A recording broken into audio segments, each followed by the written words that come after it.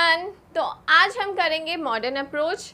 Last video में हमने traditional approach की थी और अगर आपने वो अप्रोच नहीं देखी तो इस लिंक पर जाके उसको ज़रूर देखिए।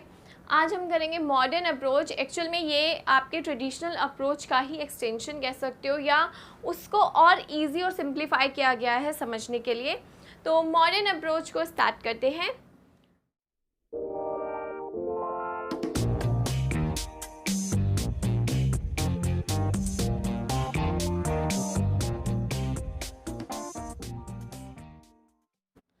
मॉडर्न अप्रोच बेसिकली क्या है, हमने अकाउंटिंग इक्वेशन पढ़ी है। अकाउंटिंग इक्वेशन में हमने ये चीज़ पढ़ी है कि हर एक ट्रांजैक्शंस के दो एस्पेक्ट होते हैं, कुछ आ रहा है कुछ जा रहा है, दोनों चीज़ें आ रही हैं, जो भी चीज़ हो वो हम अकाउंटिंग इक्वेशन में पढ़ चुके हैं। लेकिन हमने पढ़ा क्या कि हर एक ट्रांजैक्शन के टू एस्पेक्ट्स होंगे।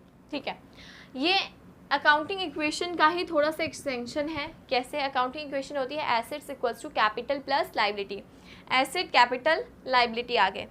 इसके बाद हमें जो कि हमारे कैपिटल का पार्ट होता है, रेवेन्यू और एक्सपेंस हमारे कैपिटल का पार्ट होता है कि भाई हमें अपनी अगर इनकम होती है तो हमें कैपिटल में दिखानी होती है, एक्सपेंस होता है वो हमें कैपिटल में दिखाना होता है। तो उन्होंने उसको और ज़्यादा सिंप्लीफाई कर दिया। उन्होंने बोला रेवेन्यू को अलग और एक्सपेंस को अलग ट्रीट करके चलो।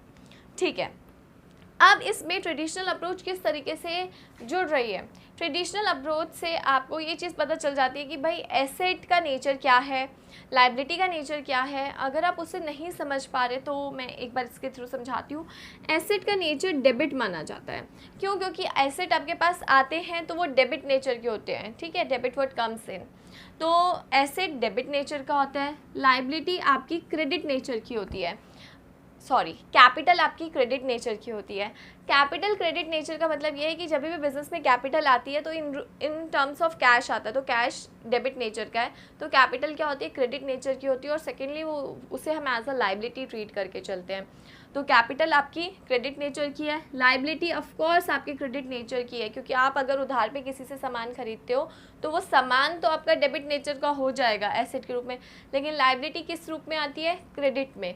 तो अगर आप कभी भी अपने क्रेडिटर्स बनाते हो तो उसका हमेशा याद रखो कि भाई उसका बैलेंस जो होता है वो हमेशा क्रेडिट होता है। इसका मतलब ये है कि वो हमारे लिए एज अ लाइबिलिटी है। रेवेन्यू हमेशा क्रेडिट होता है। रेवेन्यू का नेचर क्या है, क्रेडिट का नेचर है। क्रेडिट का नेचर क्यों? क्योंकि आप हमेशा कोई भी हेड ले लो, सैलरी, कमीशन, क्रेडिट करते हो। क्यों? क्योंकि जब भी आपको इनकम होती है तो इन टर्म्स ऑफ कैश होती है। इनकम तो कैपिटल में ऐड हो जाती थी, लेकिन हमारे पास आता क्या था, कैश आता था। तो रेवेन्यू का नेचर क्रेडिट का होता है, एक्सपेंस का नेचर डेबिट का होता है। क्यों? क्योंकि एक्सपेंस के अगेंस्ट हमेशा हमारे पास से कुछ ना कुछ जाता है। हमें सैलरी पे करनी है, सैलरी अकाउंट को डेबिट किया तो कैश चला जाएगा। तो एक्सपेंस का नेचर क्या होता है, डेबिट का। इनकम का नेचर क्रेडिट होता है, क्योंकि उसके अगेंस्ट हमारे पास कुछ ना कुछ कैश आ रहा होता है, या हमारे डेटर बन रहे होते हैं तो वो भी हमारे एसेट हैं। तो इस केस में हम अपनी मॉडर्न अप्रोच को 5 पार्ट्स में डिवाइड कर देते हैं, asset, capital, liability, revenue and expense. ये तो अकाउंटिंग इक्वेशन थी ही। कैपिटल में से दो चीज़ें, रेवेन्यू और एक्सपेंस को हमने अलग से आइडेंटिफाई कर ली।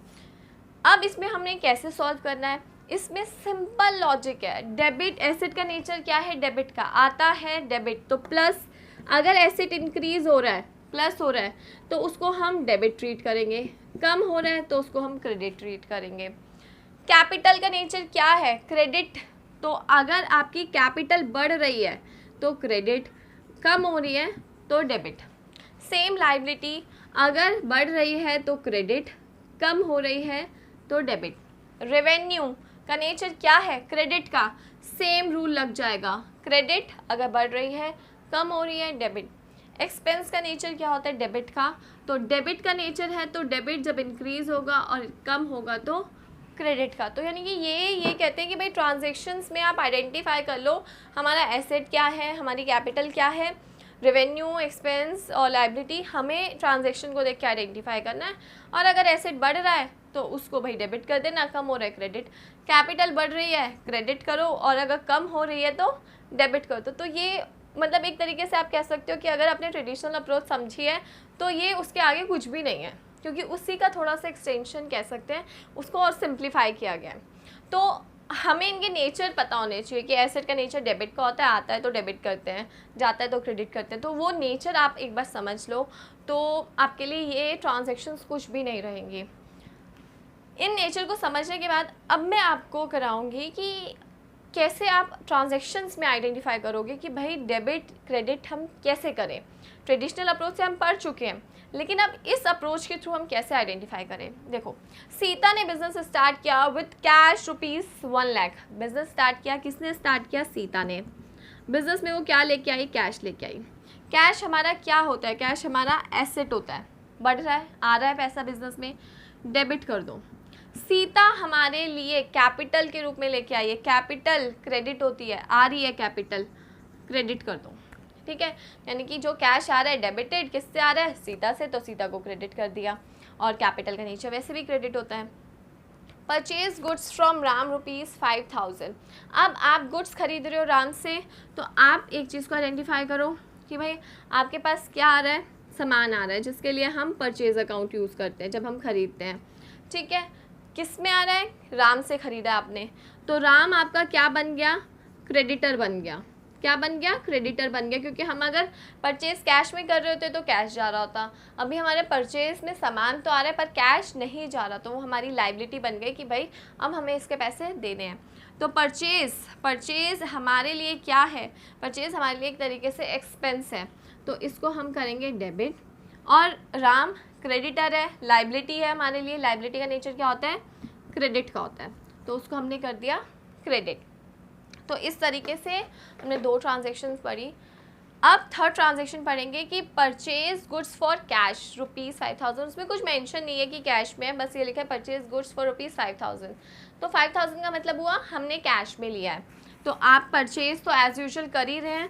क्रेडिटर की जगह हमारा क्या आ गया? कैश। कैश क्या हो रहा है? हमारा कम हो रहा है। तो जब भी हमारा एसेट कम होता है तो हम उसे क्या करते हैं? क्रेडिट। और परचेज क्योंकि एक्सपेंस है तो वो डेबिट। परचेज गुड्स फॉर ₹, ये हो गया। एंड नेक्स्ट ट्रांजेक्शन है सोल्ड गुड्स फॉर कैश 10,000। आप क्या बेच रहे हो? सामान बेच रहे हो। तो अगर आप इसकी एंट्री करते हैं, अगर आप सामान बेच रहे हो तो sold goods sales account use होगा। एक तो हमारे लिए कैश में बेच रहे हैं तो कैश हमारे पास बढ़ गया, बढ़ने का मतलब है डेबिट कर दिया। सेल हमारे लिए इनकम का नेचर है, उसको हमने क्या कर दिया? क्रेडिट कर दिया, क्योंकि अगर इनकम हमारी बढ़ती है तो हम क्रेडिट करते हैं, कम होती है तो हम डेबिट करते हैं। तो अगर आपने कैश में सेल किया है तो कैश आ रहा है, कैश एसेट है, डेबिट हो गया, बढ़ गया। और कहाँ से आ रहा है? एक इनकम के थ्रू आ रहा है, रेवेन्यू का नेचर क्रेडिट होता है, तो उसे हमने क्रेडिट कर दिया। तो ये मॉडर्न अप्रोच है जो कि बहुत सिंपल है। और जैसा मैंने पहले बोला है कि आप इन सब चीज़ों के नेचर को भी अगर याद कर लेते हो ना, या समझ भी लेते हो कि भाई हमें पता है हमारे रूल्स बने हुए हैं, हमें बस उन रूल्स को समझना है, क्योंकि हमें अप्लाई तो अपने तरीके से ही करना पड़ेगा जब हम उन ट्रांजैक्शन को खुद से अपने माइंड में समझेंगे। ठीक है, लेकिन आप रूल्स को अगर एक बार समझ लोगे तो आपके लिए हर एक ट्रांजैक्शन बहुत ईजी हो जाएगी। और एंट्रीज़ को बहुत ज़्यादा टफ लेके मत चलना। एंट्रीज़ को इस तरीके से देखो कि बिज़नेस में कुछ आ रहा है, क्या आ रहा है? डेबिट कर दो। बिज़नेस से अगर कुछ जा रहा है, क्या जा रहा है? क्रेडिट कर दो। एसेट खरीद रहे हो, फर्म में फर्नीचर आ रहा है, डेबिट कर दो भाई, उसके अगेंस्ट अगर कैश जा रहा है क्रेडिट कर दो। और अगर आपका कोई क्रेडिटर है, आपने उधार पे खरीदा है तो लाइबिलिटी का नेचर भी क्रेडिट होता है, क्रेडिट कर दो।